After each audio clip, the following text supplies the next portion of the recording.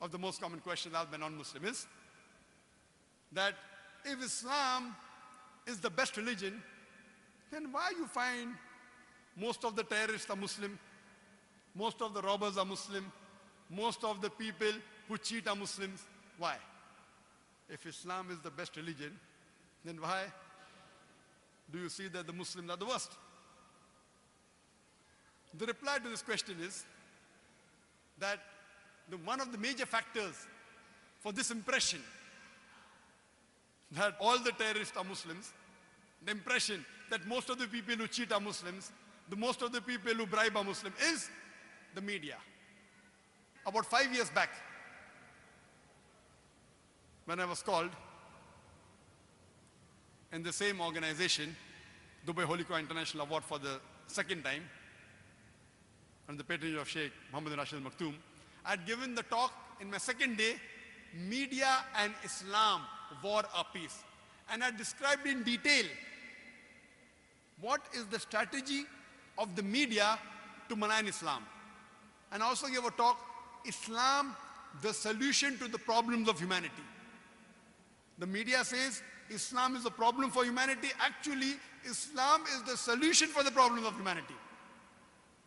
That's why the tagline of the Peace TV, the solution for humanity. That means Islam is the solution for humanity.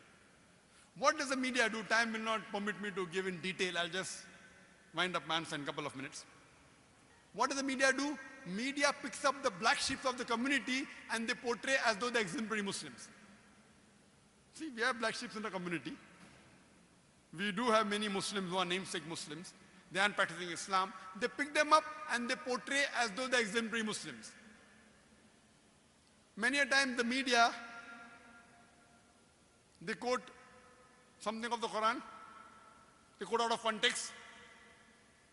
Whenever they get information, they malign the Muslims. For example, we know in 1996, the Oklahoma bombing, at that time, it was the biggest attack on American soil. More than 100 people were killed, 166 people were killed.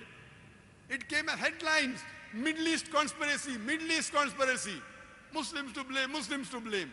Headlines for days and weeks together. Later on, when they came to know it were 2 American soldiers, it comes once and vanishes. When they don't know the culprit, it comes for days as headlines. When they come to know the real culprit, 1 or 2 days, the news goes out. Why? In India, we have, 50-year-old Muslim Arab marrying an 18-year-old girl, headlines. When 50-year-old non-Muslim rapes a 6-year-old girl, it comes in news briefs. That 50-year-old Arab Muslim, he's taking permission and marrying a girl with her will, with the will of the parents. It doesn't go down the throat of the media. But when a 50-year-old non-Muslim rapes a 6-year-old girl, it comes in news briefs. Why? Same example, couple of weeks back, there was a bomb blast in Pune, German bakery. 9 people were killed. Suspect, Muslim, Muslim, Muslim. Suspect, suspect. No 100% proof. Same day, the Maoists, they killed 16 policemen. Not civilians, policemen, Maoist, no. It comes in news brief. Muslim suspect, 9 civilians killed, 16 policemen killed by Maoist, comes in news briefs. Ajib. They know the people who killed, not civilians. They have got cannons, rocket launchers. They bombard the full police station, comes in news brief. They don't know who did the Pune bomb blast. Muslim suspect. And it's continuously there for many days. They don't know who did it. Who they know did it because it's a Maoist, communist, non-Muslim, news briefs. Or maybe, front page, some papers, but below. And it vanishes out of the media. So the major cause is the media. Media and Islam, war or peace. Unfortunately, Muslims are very weak in media. Very weak.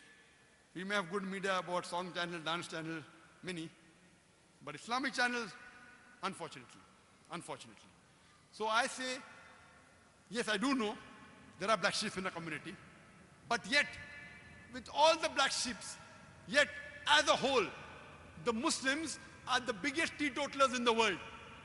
I know some Muslims who can drink the non-Muslim under the table. But as a whole, the biggest community of teetotalers in the world are Muslims. The biggest community as a whole that gives charity, they are Muslims. There is no non-Muslim, no human being in the world who can show a candle to a practicing Muslim as far as modesty is concerned, as far as sobriety is concerned, as far as human values are concerned, as far as ethics are concerned. No human being can show a candle to a practicing Muslim as far as modesty is concerned, as far as sobriety is concerned, as far as human values are concerned, as far as ethics are concerned.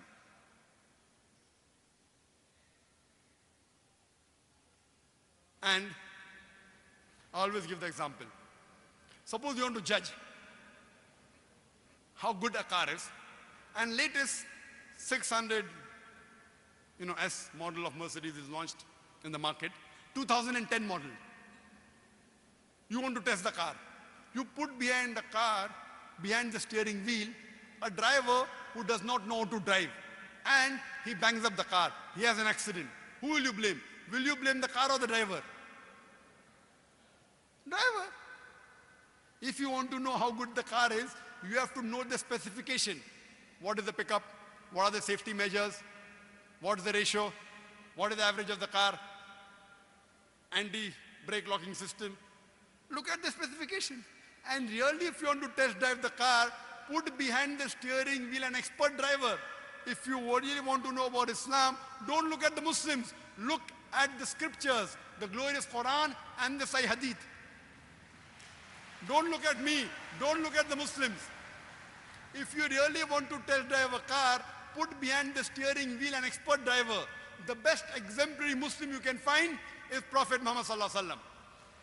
Read his seerah, you will find he's the best exemplary Muslim and the best exemplary human being that has lived. That's the reason I say that understand the religion by looking at the scriptures. And when you read the scriptures, the authentic sources, the Quran and Sahih Hadith, you will really appreciate Islam.